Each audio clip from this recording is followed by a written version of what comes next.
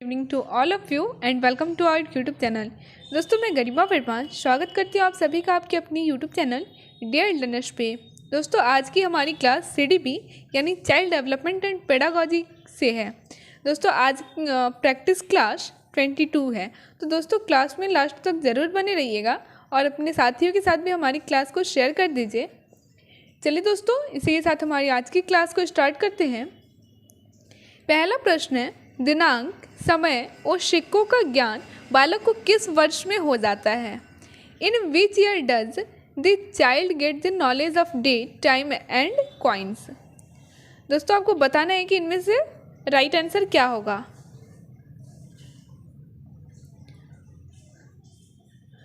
तो दोस्तों जब हम बात करते हैं कि दिनांक, समय और सिक्कों का ज्ञान बालक को किस वर्ष में हो जाता है, तो इसके लिए सही उत्तर हो जाएगा ऑप्शन नंबर बी, यानी 9 वर्ष तक बच्चे में दिनांक, समय और सिक्कों का ज्ञान हो जाता है। यानी उन्हें ये पता हो जाती है तारीख, समय और सिक्कों का भी ज्ञान हो जाता है। आगे बढ़ते हैं अगले प्रश्न की तरफ। नेतृत्व का गुण सर्वाधिक विकसित होता है। Leadership qualities are most developed. तो दोस्तों ये किस अवस्था में सबसे ज़्यादा होता है? तो इसका राइट आंसर हो जाएगा ऑप्शन नंबर सी, किशोरावस्था। नेतृत्व का गुण सर्वाधिक विकसित होता है तो वो है किशोरावस्था में। आगे बढ़ते हैं अगले प्रश्न की तरफ। प्रबलन सिद्धांत के अन्य नाम हैं। Another name for the reinforcement principle is. गणित निगमन सिद्धांत यानी मैथ डिडक्टिव थ्योरी, आवश्यकता यहाँ पे अवलोकन हो जाएगा, अवलोकन सिद्धांत, नीड डिफरेंशिएशन प्रिंसिपल, संभावित पुनर्बलन सिद्धांत, पोटेंशियल रेनफोर्सिंग थ्योरी और फोर्थ है प्रतिवादी अनुबंधन सिद्धांत यानी डिपेंडेंट कॉन्ट्रैक्ट थ्योरी। तो दोस्तों आपको चूज करना है कि प्रबलन के सिद्धांत के अन्य नाम इनमें से कौन से हैं। पहला है 1 और 2, यानी ये यहाँ पे जो 1 और 2 नंबर में दिया है ये दोनों प्रबलन सिद्धांत के अन्य नाम हैं। सेकंड है 1, 2, 3, थर्ड है 3 और 4 और फोर्थ है इनमें से सभी। तो दोस्तों आपको बताना है कि इस प्रश्न के लिए राइट आंसर क्या होगा।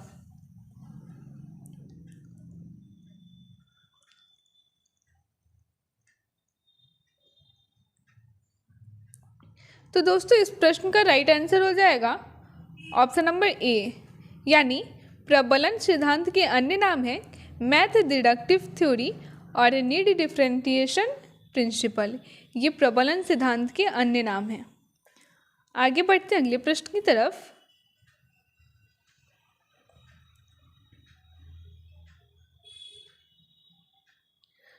निर्मितवादी अधिगम के अंतर्गत बल दिया जाता है। Emphasis is given under format learning. तो दोस्तों ये किसके अंतर्गत आता है? तो यहाँ पे राइट आंसर हो जाएगा ऑप्शन नंबर डी, यानी अपसारी चिंतन, आलोचनात्मक चिंतन और समस्या समाधान। ये तीनों ही इसमें शामिल हो जाएंगे। इन तीनों के अंतर्गत निर्मितवादी अधिगम का बल दिया जाता है।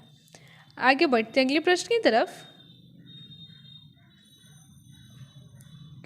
स्वतंत्रता की इच्छा और न्याय तथा सत्य के लिए संघर्ष को समृद्धि और क्षमता विकास में महत्वपूर्ण माना है। The desire for freedom and the struggle for justice and truth is considered important in growth and capacity development. तो दोस्तों ये कथन किसका है आपको बताना है।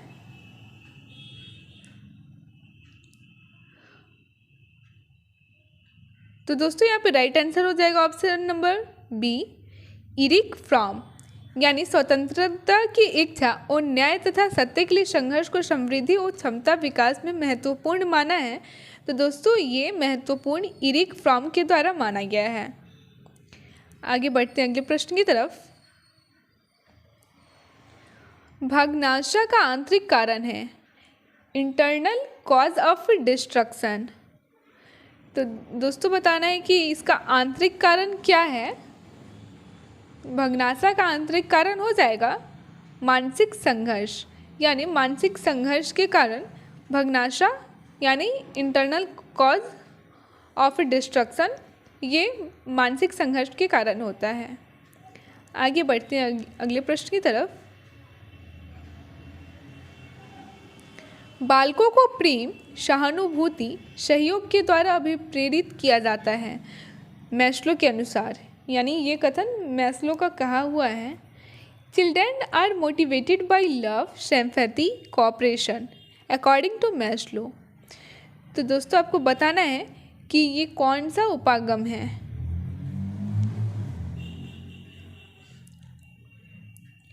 तो दोस्तों यहाँ पे राइट आंसर हो जाएगा ऑप्शन नंबर ए। कोमल शिल्प उपागम में बालकों को प्रेम, सहानुभूति, सहयोग के द्वारा अभिप्रेरित किया जाता है। आगे बढ़ते हैं अगले प्रश्न की तरफ। एज ऑफ प्यूबर्टी कौन सी आयु को कहा जाता है। दोस्तों आपको बताना है कि which is called age of puberty.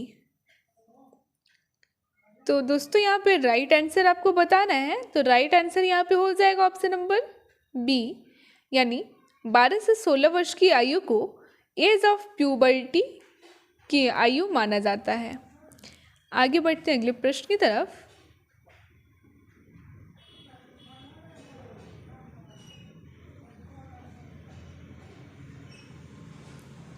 ग्यारह या 12 वर्ष की अवस्था में बालक की नसों में एक ज्वार उठता है।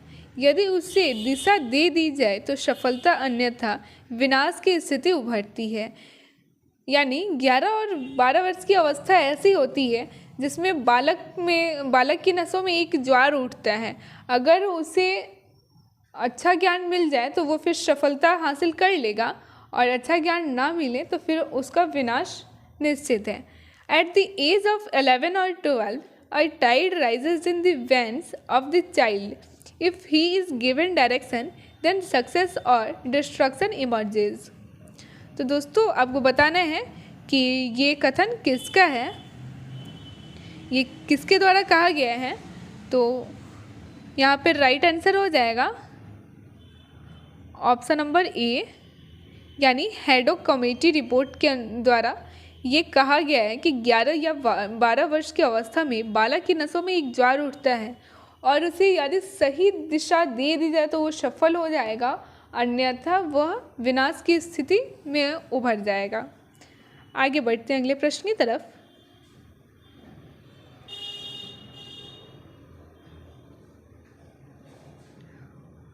फ्रायड के लिए सही कथन नहीं है। दोस्तों आपको बताना है कि इनमें से कौन सा कथन फ्रायड के द्वारा नहीं दिया गया है। दोस्तों यहाँ पे इनकरेक्ट हो जाएगा। The correct statement for Freud is not, यानी फ्रायड के लिए कौन सा कथन सही नहीं है। तो यहाँ पे राइट आंसर हो जाएगा ऑप्शन नंबर सी। अचेतन मन की तुलना बर्फ के ऊपरी हिस्से से, ये फ्रायड के लिए सही कथन नहीं है। आगे बढ़ते हैं अगले प्रश्न की तरफ।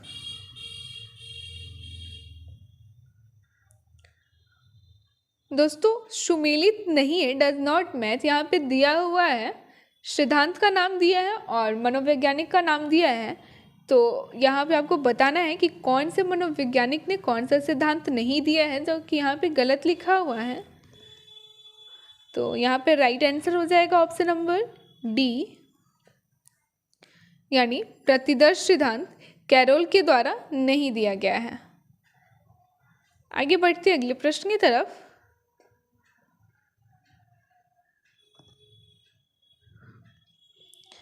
अभिप्रेरणा की विधियां हैं। There are methods of motivation. अभिप्रेरणा की कौन सी विधियां हैं? रुचि, प्रतिस्पर्धा, खेल विधियों का प्रयोग, उपरोक्त सभी। तो दोस्तों आपको बताना है कि इसका राइट आंसर क्या होगा।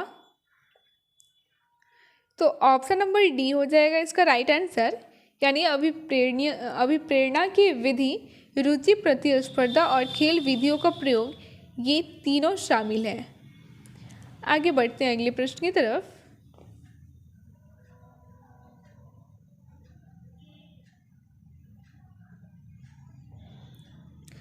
किसके अनुसार व्यक्तित्व व्यक्ति के संगठित व्यवहार का संपूर्ण चित्र होता है? According to Home, personality is the complete picture of organised behaviour of an individual. तो दोस्तों आपको बताना है कि किसके अनुसार व्यक्तित्व व्यक्ति के संगठित व्यवहार का संपूर्ण चित्र होता है?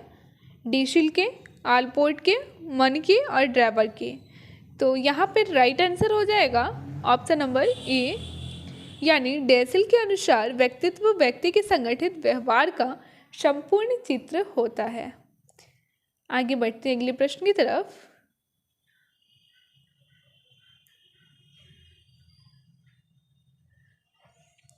व्यक्तित्व के किस पहलू का संबंध मानव की क्रियाओं से है? दोस्तों आपको बताना है कि इनमें से कौन सा पहलू है जिसका संबंध व्यक्तित्व के मानव की क्रियाओं से है। Which aspect of personality is related to human activities? सामाजिक पहलू, क्रियात्मक पहलू, कारण संबंधी पहलू या नन ऑफ दीज? तो दोस्तों यहाँ पे राइट आंसर हो जाएगा ऑप्शन नंबर बी, क्रियात्मक पहलू यानी फंक्शनल एस्पेक्ट। व्यक्तित्व के क्रियात्मक पहलू का संबंध मानव की क्रियाओं से होता है। आगे बढ़ते हैं अगले प्रश्न की तरफ।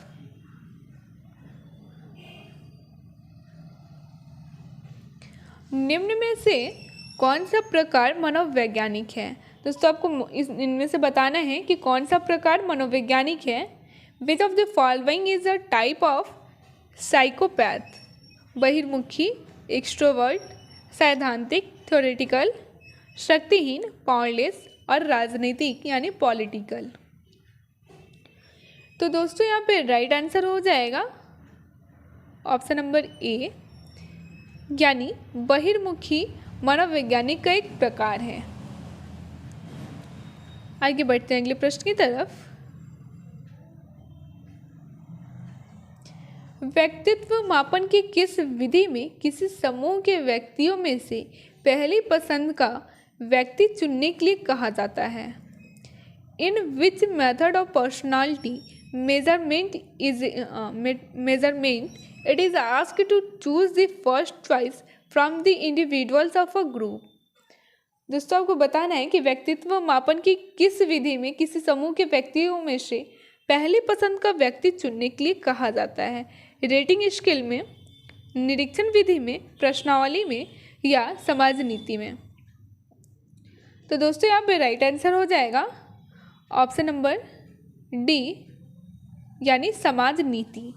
दोस्तों व्यक्तित्व मापन की समाज नीति विधि में किसी समूह के व्यक्तियों में से पहली पसंद का जो व्यक्ति होता है उसी को चुनने के लिए कहा जाता है। आगे बढ़ते हैं अगले प्रश्न की तरफ।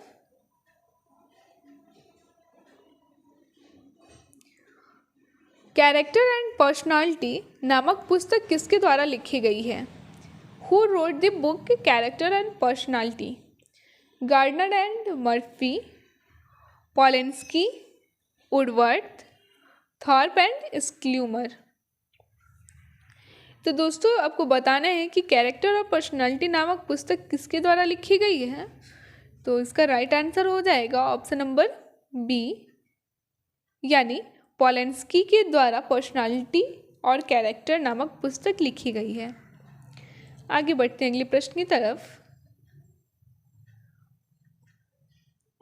व्यक्तित्व के प्रासंगिक बोध परीक्षण में कुल 30 कार्ड है, जिनमें the contextual comprehension test of personality consists of 30 cards in total. तो बताना है आपको कि 30 कार्ड हैं, जिनमें कितने महिलाएं हैं, कितने पुरुष हैं और कितने में दोनों हैं। 10 महिलाएं 10 पुरुषों एवं 10 दोनों के लिए हैं, 15 महिलाओं के लिए और 15 पुरुषों के लिए हैं, सभी 30 महिलाओं एवं पुरुषों दोनों के लिए हैं और 20 बड़ों के लिए तथा 10 बच्चों के लिए हैं। व्यक्तित्व के प्रासंगिक बोध परीक्षण में कुल 30 कार्ड है, जिनमें से किसमें कितने कितने बट रहे हैं। तो दोस्तों आपको बताना है इसका राइट आंसर।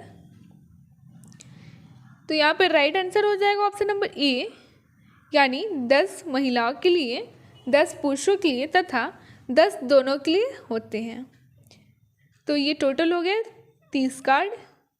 तो व्यक्तित्व के प्रासंगिक बोध परीक्षण में कुल 30 कार्ड होते हैं, जिनमें 10 महिलाओं के लिए, 10 पुरुषों के लिए और 10 दोनों के लिए होते हैं। आगे बढ़ते हैं अगले प्रश्न की तरफ। व्यक्ति के स्वाभाविक विकास को कहते हैं। दोस्तों आपको बताना है कि व्यक्ति के स्वाभाविक विकास को क्या कहते हैं। What is the natural development of a person called. अभिवृद्धि, एक्रिएशन, विकास, डेवलपमेंट, व्यक्तित्व परिवर्तन, पर्सनालिटी चेंज एंड नॉन। तो दोस्तों यहाँ पे राइट आंसर आपको चूज करना है। तो यहाँ पे राइट आंसर हो जाएगा ऑप्शन नंबर ए, यानी व्यक्ति के स्वाभाविक विकास को हम अभिवृद्धि यानी एक्रिएशन के नाम से जानते हैं। आगे बढ़ते हैं अगले प्रश्न की तरफ।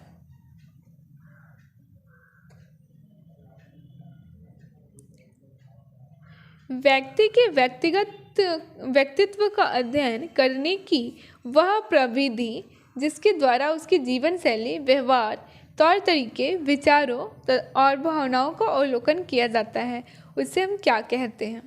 दोस्तों आपको बताना है कि जिसमें व्यक्ति के व्यक्तित्व का अध्ययन करते हैं तो उस विधि को हम क्या कहते हैं। The method of studying the personality of a person by which his lifestyle, behavior, ways, thoughts and feelings can be observed is called प्रश्नावली, व्यक्तिगत अध्ययन, निर्धारण मापनी और प्रक्षेपण। तो दोस्तों इस प्रश्न का राइट आंसर आपको बताना है। इसका राइट आंसर हो जाएगा ऑप्शन नंबर बी, यानी व्यक्तिगत अध्ययन के अंतर्गत व्यक्ति के व्यक्तित्व का अध्ययन करते हैं, जिसमें उनकी जीवन शैली, व्यवहार, तौर तरीके, विचारों और भावनाओं का अवलोकन किया जा सकता है। आगे बढ़ते हैं अगले प्रश्न की तरफ।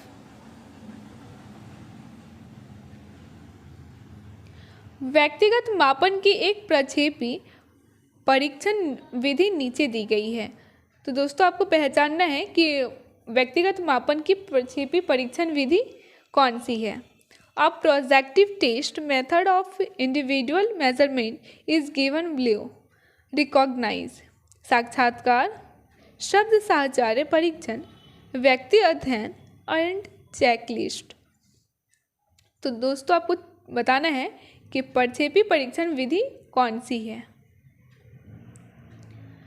तो यहाँ पे राइट आंसर हो जाएगा ऑप्शन नंबर बी, व्यक्तिगत मापन की एक प्रक्षेपी परीक्षण विधि है और उसका नाम है शब्द साहचर्य परीक्षण, यानी वर्ड एसोसिएटिव टेस्ट।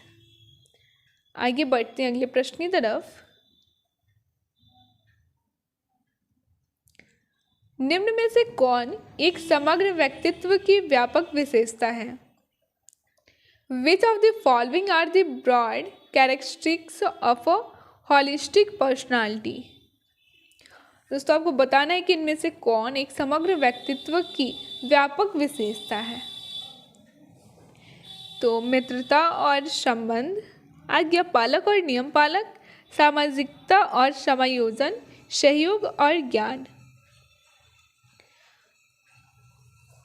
तो दोस्तों यहाँ पे राइट आंसर हो जाएगा ऑप्शन नंबर सी, सामाजिकता और समायोजन एक समग्र व्यक्तित्व की व्यापक विशेषता होती है। आगे बढ़ते हैं अगले प्रश्न की तरफ। व्यक्तित्व और वृद्धि में वही संबंध है जो बुद्धि और डैश में है। तो दोस्तों आपको बताना है कि व्यक्तित्व और बुद्धि में कौन सा संबंध, कैसा संबंध है जो बुद्धि और किस में है। Is there the same relation between personality and growth as there is between intelligence and dash. तो आपको बताना है कि इंटेलिजेंस और क्या होगा। अध्ययन, समायोजन, संलग्नता, व्यवहार। तो दोस्तों आपको बताना है इसका राइट आंसर। तो दोस्तों यहाँ पे राइट आंसर हो जाएगा ऑप्शन नंबर सी, संलग्नता यानी अटैचमेंट। व्यक्तित्व और वृद्धि में वही संबंध है जो बुद्धि और संलग्नता में होता है। आगे बढ़ते हैं अगले प्रश्न की तरफ। और दोस्तों आज की क्लास का हमारा ये आखिरी क्वेश्चन है। व्यक्तित्व स्थायी समायोजन है। तो आपको बताना है कि व्यक्तित्व स्थायी समायोजन कैसा है। इस पर्सनालिटी परमानेंट एडजस्टमेंट पर्यावरण के साथ, विद द एनवायरमेंट जीवन के साथ, विद लाइफ प्रकृति के साथ, विद नेचर, ये सभी ऑल दिस। तो दोस्तों आपको बताना है कि व्यक्तित्व अस्थायी समायोजन है। तो दोस्तों यहाँ पे राइट आंसर हो जाएगा ऑप्शन नंबर डी, ये सभी। व्यक्तित्व अस्थायी समायोजन है पर्यावरण के साथ, जीवन के साथ और प्रकृति के साथ। तो इसका उत्तर हो जाएगा ऑप्शन नंबर डी, जिसमें तीनों दिया हुआ है। तो दोस्तों आज की हमारी क्लास में इतना ही। होप कि आप सभी को हमारी क्लास पसंद आई होगी तथा बहुत ही हेल्पफुल भी रही होगी। दोस्तों इसी प्रकार की डेली प्रैक्टिस के लिए आप हमारे चैनल डियर लर्नर्स को आज ही ज्वाइन करें और अपने दोस्तों के साथ भी शेयर कर दें जो लोग TET, C TET, UP TET, REET, super TET इन सभी की प्रिपरेशन कर रहे हैं। चलिए दोस्तों मिलते हैं नेक्स्ट प्रैक्टिस सेशन में। बने रहें हमारे चैनल के साथ। Thanks for watching this class.